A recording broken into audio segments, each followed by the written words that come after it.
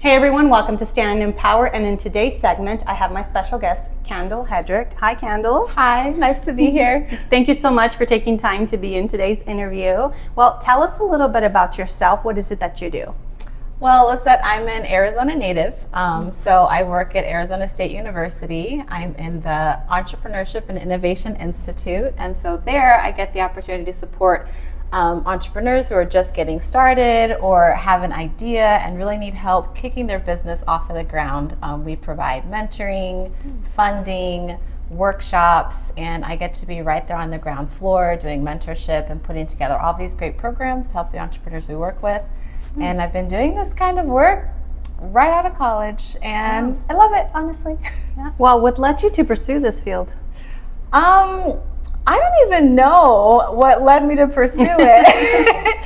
What I wanted to do in college, and ever since I was little, was travel and work internationally and do some sort of work that was helping other people. Yeah. And so right out of college, I joined the Peace Corps, and I was sent to the Dominican Republic. And because I had a background in business in college, I got to work right away with entrepreneurs in the community, but who really needed help with entrepreneurship basics, marketing, putting together a budget, really getting funding. And so I took the skills that I learned in school and was able to implement them immediately with people who are actually doing the business work. And so that's how I got started.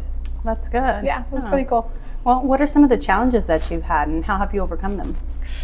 Oh, challenges. The challenges are many. I'll tell you one of the challenges that we have right now that is I'm still working on overcoming, especially with a lot of the changes in administration that we've been seeing. A lot of international funding has been cut and canceled, so a lot of development programs overseas are hard to come by, and it's hard to get funding to do those kinds of programs. And I feel like those are the programs that really are most needed, especially when it comes to development and helping people who most need help. So that's something that I'm trying to find a solution to right now. We get funding where we can, and I help where I can. Oh, it sounds very challenging. It is. Yeah. Wow. Well, who has been your biggest supporter? I think throughout my whole career, my mom has always been my biggest supporter. She's always encouraged me to go travel wherever, to do whatever I wanted. And she's still there today helping me with literally anything I need. So I'm very thankful for her. Yeah, it's good to have somebody like that in your life that you can count on. Yeah, because is. I know it's not the case for everybody, and there's people struggling to have somebody that they can trust to, push them along the way, but you're not alone. There are resources and things that you can do to reach out for support like that within your community. Yeah. What would you say to somebody who maybe is thinking about switching their career, going into a different field? What would you say to them? I would say it's never too late. There is always time to learn something new. There is always time to make that pivot, be it in business, be it in your career, be it in life. It might be just leaving a relationship, whatever it is. It's not too late. You can still make the change.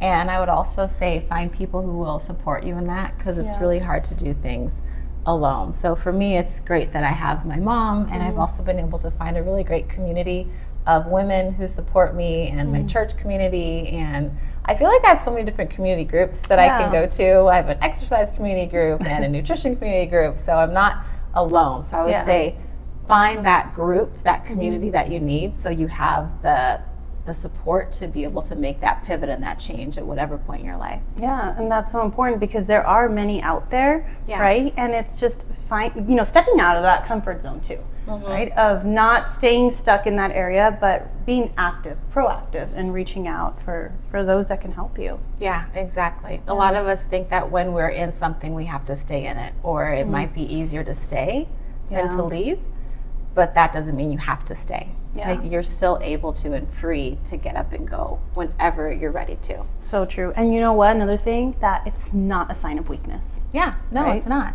Yeah. And I think sometimes that holds people back because they think that, oh no, it's going to show that I couldn't do this. I failed. But that's not the case. It's not the case. And what I've seen is that our journey in life isn't linear. Like it doesn't just start here and go up. Like, you take a step and you might take 3 steps back, 2 steps forward, 10 steps back, 5 steps forward. Like it's it's a zigzag, it's a circle, it's back and forth. You never Yeah. know what it's going to look like. Exactly. And we can't compare our journey to someone else's journey. Like true. your journey is unique. My journey is unique. And so it's also knowing what I'm doing is right for me right now. Absolutely. And just keep making that next step for yourself. Wow, that's really good. I love that. Thank Yeah. you so much for sharing that with us Sure. today. Yeah. Well, I do have one final question for you. How do you stand and empower? How do I stand and empower? That's a good question. Yeah. I think I stand and empower by really supporting people that I know need help. And if I see that something is wrong, then I like to stand and speak up about it. Yeah. Whatever that is. So I don't know, I stand and empower by being myself and also by helping others when I Yeah. can. That's really good. That's so important, that not holding back. Yeah, not Right. holding back. Sharing what you have and giving back to those around you. Exactly. Yeah. I love that you chose stand and empower, because those words in and of themselves are just so empowering, and they tell me, okay, I can stand. I can empower myself and others. Yeah. And so I feel like that's something that we can all learn from. Yeah, absolutely. No, thank you so much. I appreciate that. And I appreciate your Absolutely. time with us today. And take notes, rewatch this. This was amazing information that Kendall shared, and I'm so blessed to have her in today's segment. So, well, I hope you guys enjoyed it, and we'll see you next time at Stand and Empower. Thank you. Thanks for having me, Lisette. Thank you for being here.